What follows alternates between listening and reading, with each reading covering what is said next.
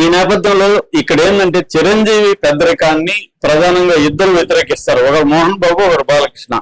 బాలకృష్ణ ముందు నుంచి కూడా కాంపిటెంట్ గా చూస్తాడు చిరంజీవిని. రెండోది తనే గ్రేట్, తన వంశమే పెద్దది, మాట్లాడితే మా నాన్న అనడం, మా బ్లడ్ మా బ్రీడ్ వేరే అనడం, ఇవన్నీ గతంలో కూడా ఉన్నాయి. చిరంజీవిని తీసిపారేసినట్టుగా మాట్లాడడం, ఇవన్నీ బాలకృష్ణ దగ్గర ఉన్నాయి. బాలకృష్ణతో ఉన్న సమస్య కావచ్చు, లేకపోతే ఆయన క్వాలిటీ ఏంటంటే ఆయన ఫిల్టర్ లేదు. ఆయన మామూలుగా ఏదనుకుంటే అది మాట్లాడేస్తా ఉంటాడు. ఎవరేమనుకుంటారో అనేది ఉండదు. ఆచితూచి మాట్లాడే నేచర్ ఆయనది కాదు. అది తప్పైన మాట్లాడేస్తాడు. అందుకని ఆ మధ్య కూడా అక్కినేని తొక్కనే అనడం, అంతకుముందు ఆడవాళ్ళకి ముద్దైన పెట్టాలి, కడుపైన చేయాలని మాట్లాడడం, ఇలాగా దాని పర్యవసనాలు ఆలోచించకుండా ఇంపల్సివ్ గా రియాక్ట్ అయిపోతుంటాడు. దాని తర్వాత కూడా సారీ చెప్పిన చరిత్ర మనకు లేదు. సైలెంట్ అయిపోతుంటాడు. జనం కూడా ఆయన్ని ఇతను ఇంతేలే, ఇతని స్వభావం అని పెద్ద సీరియస్ గా తీసుకోవడం మానేసరి జోక్లు వేసుకుంటూ ఉంటారు బాలయ్య అనేసి. ఆయన అనేక సార్లు కొట్టినా కూడా ఆయన మీద కేసులు కానీ ఏమీ లేవు. సో అలా వదిలేశారు ఆయన. కానీ ఇప్పుడు అసెంబ్లీలో మాట్లాడడం అనేది అదేంటంటే రికార్డులకు వెళ్ళిపోతుంది. అసెంబ్లీ రికార్డులకి అసెంబ్లీలో మాట్లాడేసరికి అది పైగా చిరంజీవి గురించి చెప్తున్నప్పుడు చిరంజీవి అడిగాడు, జగన్ ని గట్టిగా అడిగాడు అన్నప్పుడు ఎవడు అడగలేదని అన్నాడు. ఇప్పుడు ఏకవచనం మాట్లాడచ్చా లేదని చాలా మంది చర్చ.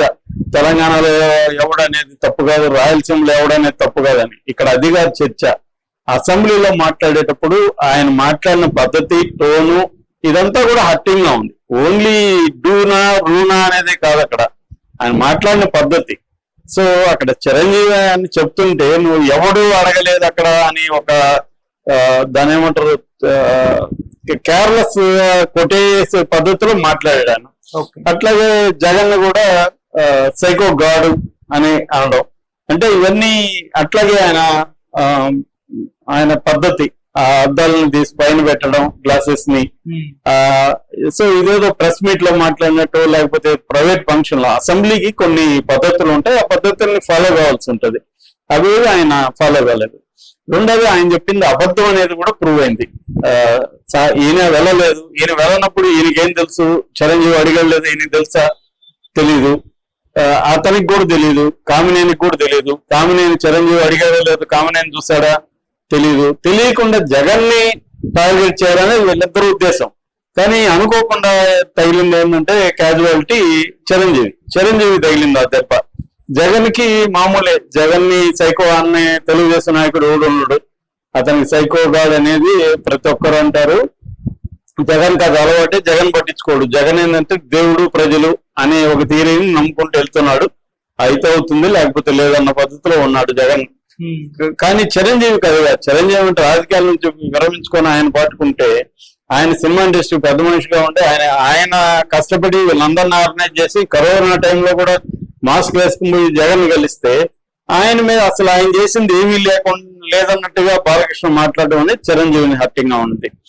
దాంతో చిరంజీవి నారాయణమూర్తిని రంగంలో దించి తను చెప్పిందే కాకుండా నారాయణమూర్తి చెప్తే ఇంకా స్ట్రాంగ్ గా ఉంటదని నారాయణమూర్తి దగ్గర చెప్పించారు.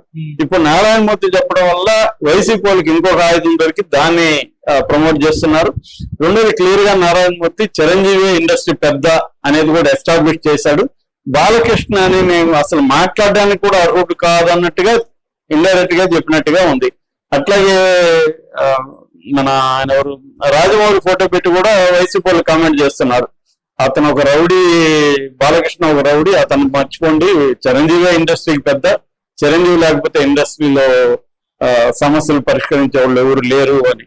నిజానికి బాలకృష్ణ తన పెద్దరికం తీసుకోడు, తీసుకునే వాళ్ళని ఒప్పుకోడు అన్న విమర్శ బాలకృష్ణ మీదకు ఉంది. తనన్నా డీల్ చేయొచ్చు, తను చేస్తే ఎవరు వద్దంటే చిరంజీవి కూడా వెనకొస్తాడు కదా ఆటోమేటిక్ గా. తన ఇప్పుడు తెలుగుదేశం పవర్ లో ఉంది, వస్తారు కదా. రెండో యాంగిల్ ఏంటంటే ఇక్కడ పవన్ కళ్యాణ్ బాలకృష్ణ మధ్య కూడా కాన్ఫ్లిక్ట్ నడుస్తుంది అనేది చెప్తున్నారు.